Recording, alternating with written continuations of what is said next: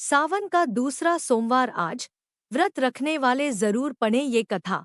सावन मास में शिवजी की पूजा का विशेष महत्व बताया गया है। शिव के भक्त शिव की कृपा पाने के लिए सावन सोमवार के व्रत करते हैं।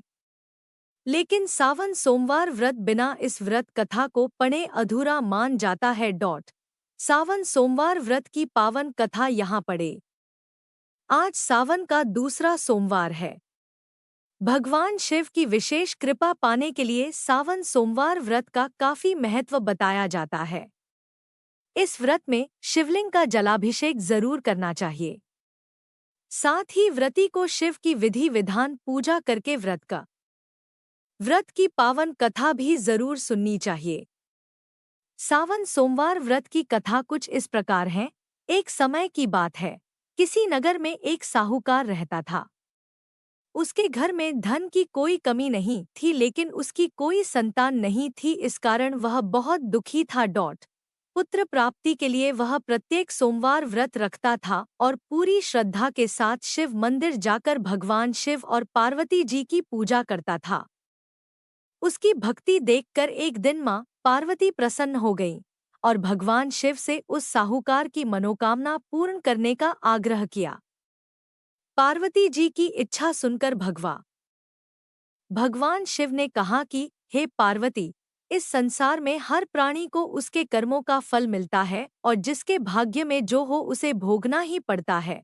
लेकिन पार्वती जी ने साहूकार की भक्ति का मान रखने के लिए उसकी मनोकामना पूर्ण करने की इच्छा जताई। माता पार्वती के आग्रह पर शिवजी ने साहूकार को पुत्र प्राप्ति का वरदान तो दिया, लेकिन साथ ही यह भी कहा कि उसके बालक की आयु केवल 12 वर्ष होगी।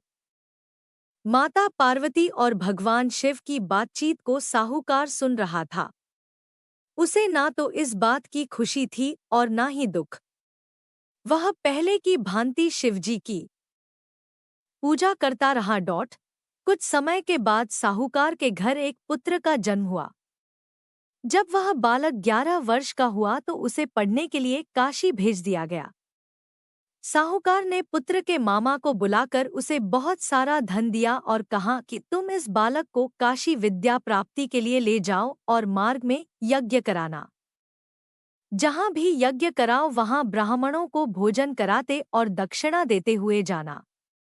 दोनों मामा भांजे इसी तरह यज्ञ कराते और ब्राह्मणों को दान दक्षिणा देते काशी की ओर चल पड़े। रात में एक नगर पड़ा जहां नगर के राजा की कन्या का विवाह था। लेकिन जिस राजकुमार से उसका विवाह होने वाला था वह एक आंख से काना था। राजकुमार के पिता ने अपने पुत्र के काना होने की बात को छुपाने के लिए एक चाल सोची। साहूकार के पुत्र को देखकर उसके मन में एक विचार आया। उसने सोचा क्यों न इस लड़के को दूल्हा बनाकर राजकुमारी से विवाह करा दूं। विवाह के बाद इसको धन देकर विदा कर दूंगा और राजकुमारी को अपने नगर ले जाऊंगा। लड़के को दूल्हे के वस्त्र पहनाकर राजकुमारी से विवाह कर दिया गया। लेकिन साहूकार का पुत्र ईमानदार था। उसे यह बात न्याय संगत नहीं लगी। उसने अवसर पाकर राजकुमारी की चुन्नी के पल्ले पर लिखा कि तुम्हारा विवाह तो मेरे साथ हुआ है, लेकिन जिस राजकुमार के संग तुम्हें भेजा जाएगा वह एक आंख से काना है। मैं तो काशी पढ़ने जा रहा हूँ। जब राजकुमारी ने चुन्नी पर लिखी बातें पढ़ी तो उसने अपने माता पिता को यह बात बताई। राजा ने अपनी पुत्री को विदा नहीं किया, जिससे बारात वापस चली गई। दूसरी ओर साहूकार का लड़का और उसका मामा काशी पहुंचे और वहां जाकर उन्होंने यज्ञ किया। जिस दिन लड़के की आयु 12 साल की हुई उसी दिन यज्ञ रखा गया। लड़के ने अपने मामा से कहा कि मेरी तबीयत कुछ ठीक नहीं है। मामा ने कहा कि तुम अंदर जाकर सो जाओ। शिवजी के वरदानुसार कुछ ही देर में उस बालक के प्राण निकल गए। मृत भांजे को देख उसके मामा ने विलाप शुरू किया। संयोगवश उसी समय शिवजी और माता पार्वती उधर से जा रहे थे। पार्वती ने भगवान से कहा, स्वामी, मुझे इसके रोने के स्वर सहन नहीं हो रहा। आप इस व्यक्ति के कष्ट को अवश्य दूर करें। डॉट। जब शिवजी मृत बालक के समीप गए तो वह बोले कि यह उसी साहूकार का पुत्र है जिसे मैंने 12 वर्ष की आयु का वरदान दिया। अब इसकी आयु पूरी हो चुकी।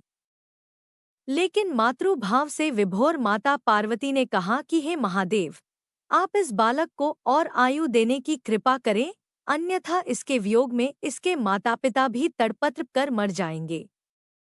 माता पार्वती के आग्रह पर भगवान शिव ने उस लड़के को जीवित होने का वरदान दिया। शिवजी की कृपा से वह लड़का जीवित हो गया। शिक्षा समाप्त करके लड़का मामा के साथ अपने नगर की ओर चल दिया। दोनों चलते हुए उसी नगर में पहुंचे जहां उसका विवाह हुआ था। उस नगर में भी उन्होंने यज्ञ का आयोजन किया। उस लड़के के ससुर ने उसे पहचान लिया और महल में ले जाकर उसकी खातिरदारी की और अपनी पुत्री को विदा किया। इधर साहूकार और उसकी पत्नी भूखे प्यासे रहकर बेटे की प्रतीक्षा कर रहे थे। उन्होंने प्रण कर रखा था कि यदि उन्हें अपने बेटे की मृत्यु का समाचार मिला तो वह भी प्राण त्याग देंगे, परंतु अपने बेटे के जीवित होने का समाचार पाकर वह बेहद प्रसन्न हुए।